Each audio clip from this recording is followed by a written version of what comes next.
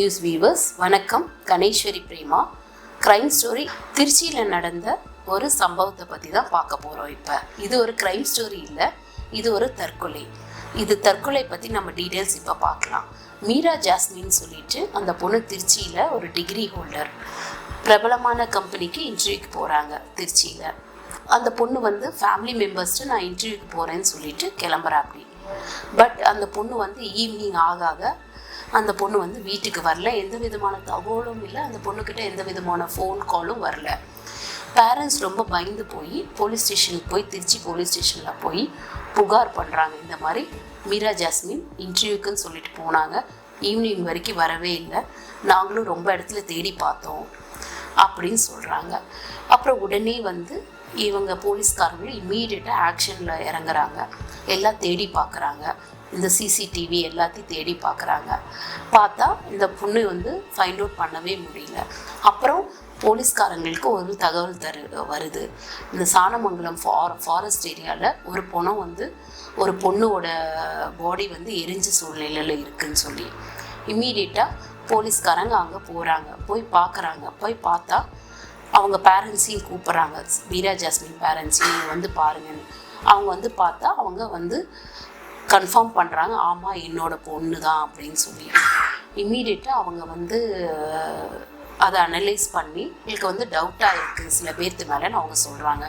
இவங்களும் அனலைஸ் பண்ணி பார்க்குறாங்க, இந்த பொண்ணு எந்த கம்பெனிக்கு இன்டர்வியூ போச்சு, என்ன சொல்லிட்டு போச்சுன்னு பார்க்குறாங்க. பார்த்தா இந்த பொண்ணு கம்பெனி இன்டர்வியூக்கே போகலை, ஃபைண்ட் அவுட் பண்ணுறாங்க. அதுக்கப்புறம் பார்த்தா சிசிடிவி கேமராவை பார்த்துட்டு இந்த பொண்ணு ஒரு ஹாஸ்பிட்டலில் போய் ஒரு குழந்தைய பார்க்க போகுது, அவங்க ஃப்ரெண்டோட குழந்தைய பார்க்க போகுது. பார்த்துட்டு அப்புறம் அங்கேருந்து ஒரு பெட்ரோல் பங்குக்கு போகிறாங்க. அவங்க பெட்ரோல் வாங்குறாங்க. இதோட இந்த சிசிடிவி முடியுது. பார்த்தா வேறு யார் கூடயும் இந்த பொண்ணு பைக்கில் ட்ராப் ஆகுது.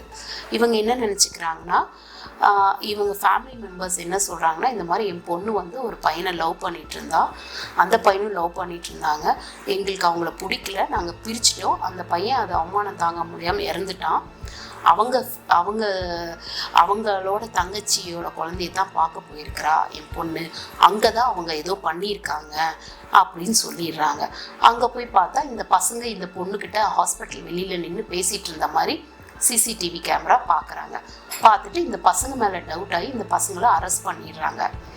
மீடியாக்கிட்டேயும் போலீஸ் சொல்லிடுறாங்க, இந்த பசங்க 2 பேரும் இந்த பொண்ணை கடத்தி கொண்டு போய் சாணமங்கலம் ஃபாரஸ்ட் ஏரியாவில் கொண்டுட்டாங்க அப்படின்னு தகவல் சொல்லி கேஸை க்ளோஸ் பண்ணுறாங்க. அங்கே தான் ஒரு மிகப்பெரிய ட்விஸ்ட்டு நடந்திருக்கு. என்னன்னு பார்த்தா, அந்த பையன் இறந்தான் பார்த்தீங்களா, அவங்க பேரண்ட்ஸ் பார்த்துருக்காங்க.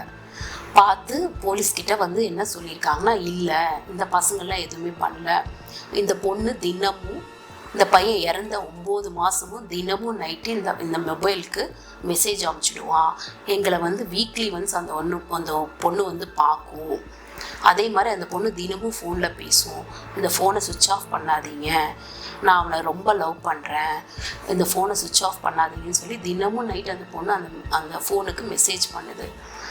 கடைசி அந்த போட்ட மெசேஜ் என்னென்னா, இந்த மாதிரி இன்னைக்கு உங்கள் தங்கச்சி பொண்ணை குழந்தைய பார்க்க போகிறேன், பார்த்துட்டு நான் தற்கொலை பண்ணிக்கலான்னு முடிவு பண்ணியிருக்கேன், என்னால் உங்களை விட்டு இருக்க முடியல, இந்த 9 மாதமும் நான் ரொம்ப கஷ்டப்பட்டு வாழ்ந்தேன் அப்படின்னு அந்த பொண்ணு மெசேஜ் போட்டிருக்கு.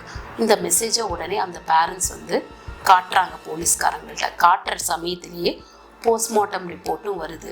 போஸ்ட்மார்ட்டம் ரிப்போர்ட்டில் என்ன வருதுன்னா, யாரும் அந்த பொண்ணை ஹார்ம் பண்ணல, உடம்புல எந்த விதமான தழும்பு எதுவுமே கிடையாது, ஒருத்தர் அடித்த மாதிரி எந்த விதமான காயமும் கிடையாது அப்படின்னு வருது.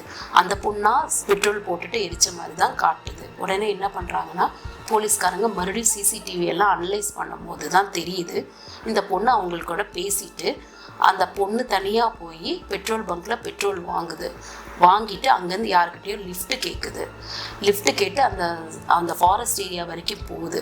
அதுக்கப்புறம் அந்த பொண்ணாக உள்ளே போய் அந்த பொண்ணாக பெட்ரோல் போட்டு எரிச்சுக்குது. இதுதான் நடந்த விஷயம். இது யாருமே அந்த பொண்ணை ஹார்ம் பண்ணல, ஹர்ட் பண்ணல, எதுவுமே பண்ணல. இது காதல் தோல்வினால் காதலன் இவரை விட்டு இறந்துட்டதுனால இந்த பொண்ணு எடுத்த ஒரு முடிவு தான் இது. எப்படி ஒரு சம்பவம் நடந்திருக்கு பாருங்கள். Thank you very much. அடுத்த க்ரைம் எபிசோடில் பார்க்கலாம்.